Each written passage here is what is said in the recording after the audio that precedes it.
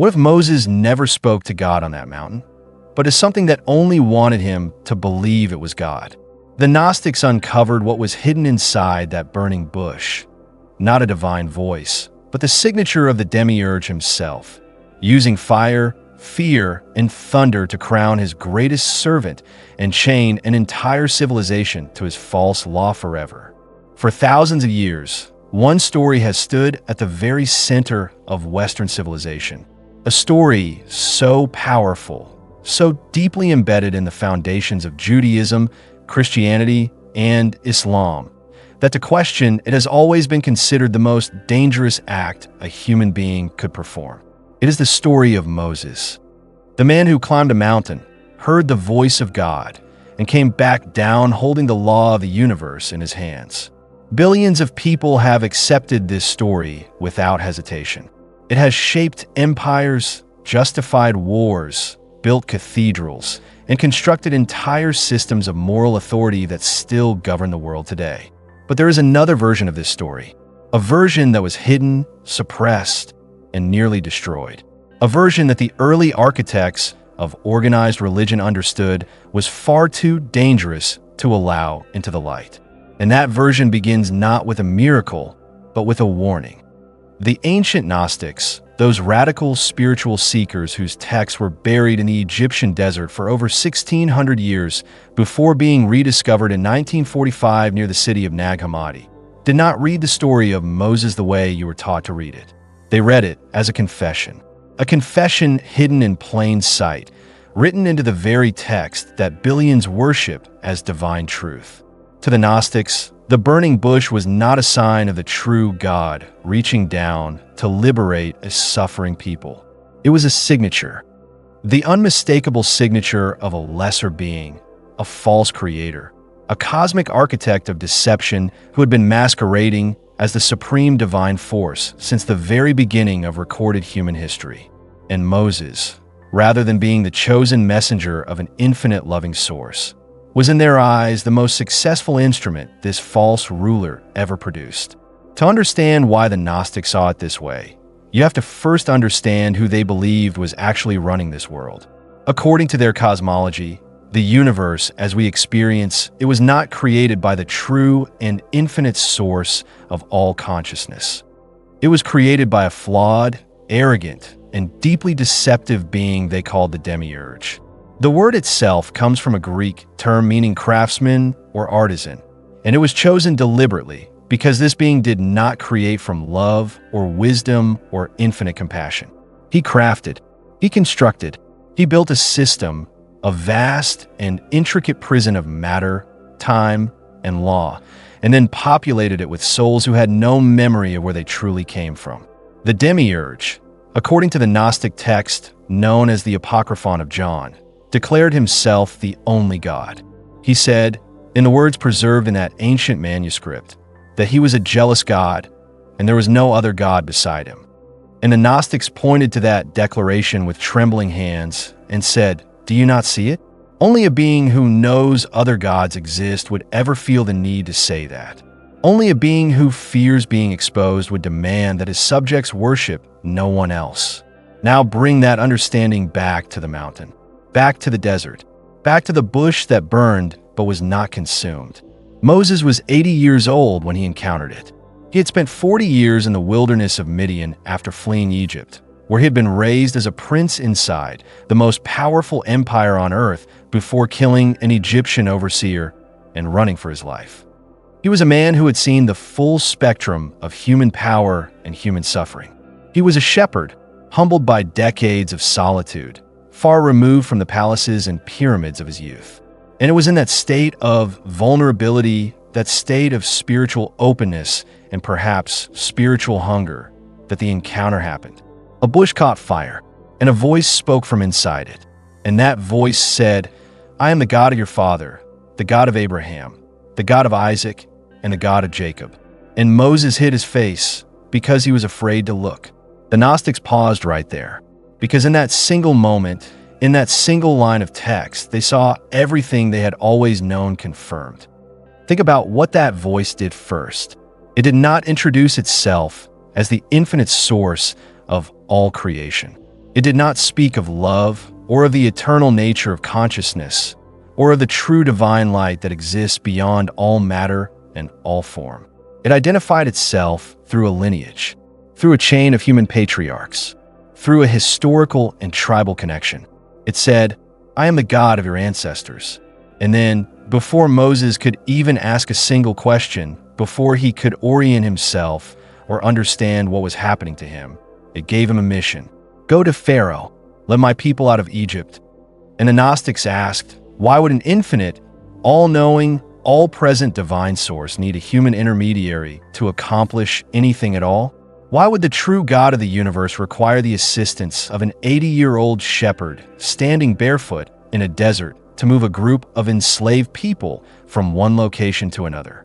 The answer, they believed, was that the being speaking from that bush was not infinite. It was not all-knowing. It was not all-present. It was a regional power, a cosmic administrator, an archon, one of the lesser beings who serve the demiurge by governing specific domains of the material world, maintaining control over specific populations of souls, ensuring that those souls remain bound to the system of law, obligation, sacrifice, and fear that the false creator had constructed around them. And the burning bush itself was not incidental to this analysis. Fire, in Gnostic symbolism, held a very specific meaning. The true divine light, the light of the pleroma, which is the Gnostic term for the infinite realm of authentic divine consciousness that exists above and beyond the demiurge's constructed world, that light was described as cool, as living, as the light that awakens rather than the light that blinds. But the fire of the material world, the fire of the demiurge, was consuming, demanding, and territorial. It burned to mark territory. It burned to command attention. It burned to make the witness feel small. The burning bush did not warm Moses or illuminate his path forward. It stopped him in his tracks, filled him with fear, and immediately issued commands. That, the Gnostics would say, is not the behavior of a source that loves unconditionally. That is the behavior of a ruler who needs obedience. Look then at what followed. The 10 plagues of Egypt, rivers turned to blood, darkness spreading across the land, the death of every firstborn child in a nation. These events, which are presented in the canonical texts as divine justice, as the righteous wrath of a liberating God punishing an oppressive empire, looked very different through the Gnostic lens. Because the Gnostics had a question that no one in the mainstream religious tradition ever adequately answered. If the being who spoke to Moses was truly all-powerful, why did the liberation of the Hebrew people require 10 sequential catastrophes? Why did it require biological warfare, ecological destruction, and a mass killing of children who had no personal responsibility for the policies of Pharaoh? An all-powerful and infinitely loving source could have freed every enslaved soul in Egypt in a single instant without a drop of blood being shed. The fact that this liberation required escalating acts of terror and mass death was not, to the Gnostics, a sign of divine power. It was a sign of divine limitation. A sign that the being orchestrating these events was working within the constraints of the material world because it was a being of the material world, a craftsman, an architect, an administrator, not the infinite source itself. And then came Sinai, the mountain of law, the mountain of thunder and lightning and cloud and fire, and the voice that the people of Israel were forbidden to approach directly under penalty of death. Moses ascended alone, and he came back down with the law, 613 commandments eventually, in their full form as developed by later tradition. Laws governing every aspect of human life, from what to eat and what not to eat, to how to treat slaves, to what to do with a stubborn and rebellious son, to the precise dimensions of a portable temple. The Gnostics looked at this body of law and they saw something that has taken modern scholars centuries of careful scholarship to begin to articulate. They saw a control system, not a guide towards spiritual liberation, but a net. A beautifully designed, extraordinarily comprehensive net, woven from obligation and guilt and ritual and sacrifice, designed to ensure that the consciousness of an entire people remained perpetually focused on external compliance rather than internal awakening. Because internal awakening, the the Gnostics believed was the one thing the demiurge could never allow. A soul that turns genuinely inward, that finds the divine spark within itself, that reconnects to the true pleroma beyond the false creator's domain, is a soul that slips out of the net entirely. And so the law was constructed to make sure that could never happen. Keep them busy with rituals. Keep them focused on rules. Keep them in a cycle of sin and atonement, of transgression and sacrifice, of falling short and being forgiven only to fall short again.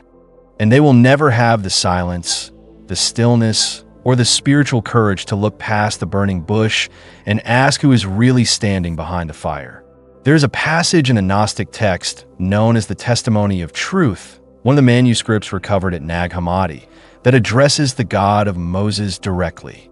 It describes a God who is jealous, who punishes, who demands exclusivity, and it asks plainly, what kind of God is this? The text does not answer with rage or with contempt. It answers with something far more unsettling. It answers with clarity. Because clarity, genuine spiritual clarity, is what the Gnostics offered as an alternative to the fear-based obedience that the God of the burning bush demanded. They did not say, worship a different God. They said, go deeper than all gods. Go past the administrators and the archons and the tribal deities and the planetary rulers and the false creators, all the way back to the true source, the infinite consciousness that does not demand worship because it does not need anything at all. Consider also the name.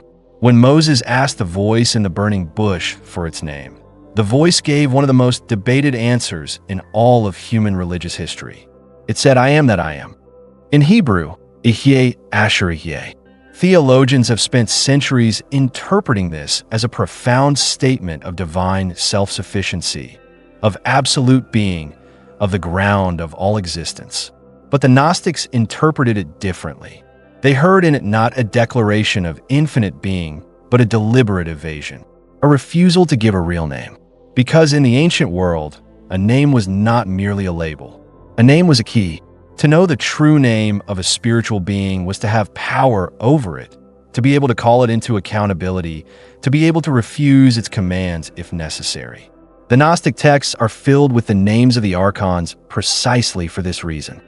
Knowing their names was part of the path to freedom, and a being that refuses to give its name, that deflects with circular self-reference, is a being that does not want to be held accountable, that does not want to be seen clearly, that needs the human standing before it to remain in a state of awe and confusion rather than clear-eyed recognition. This connects directly to what the Gnostics understood about the nature of gnosis itself. Gnosis is a Greek word meaning knowledge, but not knowledge in the sense of accumulated information or learned doctrine. It means direct, experiential, inner knowing. The kind of knowing that happens when a soul strips away every layer of conditioning, every inherited belief, every external authority, and encounters the truth of its own nature directly. And that kind of knowing was precisely what the entire system constructed around Moses was designed to prevent. Because you cannot have gnosis while you're following 613 external rules.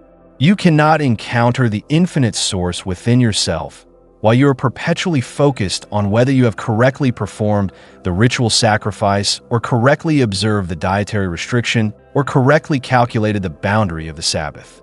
The law in the Gnostic view was not a gift. It was a distraction, the most elaborate and durable distraction in human history. And Moses himself, what do we make of him through this lens? The Gnostics did not see him as a villain. They saw him as a soul who was chosen precisely because he was powerful, because he was capable, because he had the kind of presence and authority that could bind a people together and lead them through a wilderness for 40 years. He was the perfect instrument for the demiurge's purpose. And like all instruments of the false creator, he was never told the full truth about who was speaking to him. He believed, with complete sincerity, that the voice in the burning bush was the voice of the highest possible divine authority. He gave his life to that belief. He suffered for it. He was denied entry into the very land he had devoted his entire life to reaching, told at the end that he would see it, but never set foot in it, a final cruelty that has puzzled theologians for millennia. And the Gnostics would say, yes, of course, because the demiurge does not reward his servants. He uses them. And when they have served their purpose, when they have built the net that needed to be built and bound the people who needed to be bound, they are set aside. The instrument is put down. What does all of this mean for the way we read not just the story of Moses, but the entire tradition that grew from the foot of that mountain? It means that the liberation story, the central narrative of the Exodus, the story of a people freed from slavery by divine intervention, may itself be a layer of the trap. Because the people were freed from one form of bondage only to be placed immediately into another. They traded the chains of Pharaoh for the chains of law. They traded the whip of the Egyptian overseer for the terror of a God who sent fire and plague and death to enforce compliance.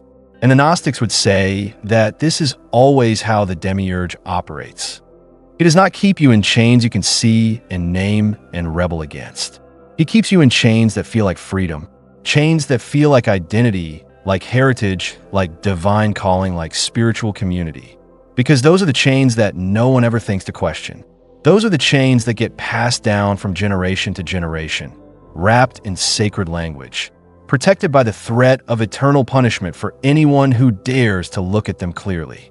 The burning bush burns still, not in any desert, not on any physical mountain, but in the architecture of every system of external religious authority that tells you the divine is out there, not in here. That the sacred requires mediation, requires priests and texts and rituals and intermediaries. That you cannot trust your own direct encounter with the infinite. That you must follow the law given by the voice and the fire, or face the consequences. Every time a system of belief tells you to fear rather than to know, every time it tells you to comply rather than to question, every time it tells you that the divine is so far above you that you could not survive direct contact with it, you're hearing the echo of that voice from inside the burning bush. And the Gnostics are standing at the edge of the desert, pointing at the fire and asking the question that could change everything. Not who is speaking, but who benefits from your believing that you cannot afford to look. The story of Moses was never just about one man on one mountain. It was about every soul that has ever stood before a fire and been told to look away. The Gnostics did not ask you to abandon your faith. They asked you to take it further than it has ever been allowed to go. Past the law, past the thunder, past the voice that demands obedience, all the way to the silent light that has always been burning inside you, waiting not to be worshipped, but to be recognized. That recognition is the real Exodus, and no mountain, no burning bush, and no false ruler of this world can stop it once it begins. If this truth resonated somewhere deep inside you, if something in you recognized what you just heard, leave a comment below and tell us what you think was really speaking from that burning bush. And if you are ready to go further into the hidden knowledge they spent centuries trying to erase, subscribe to Gnostic Inner Eye right now, because what is coming next will take everything you thought you knew and turn it completely inside out. The deeper we go, the stranger and more liberating the truth becomes. And we're only just getting started.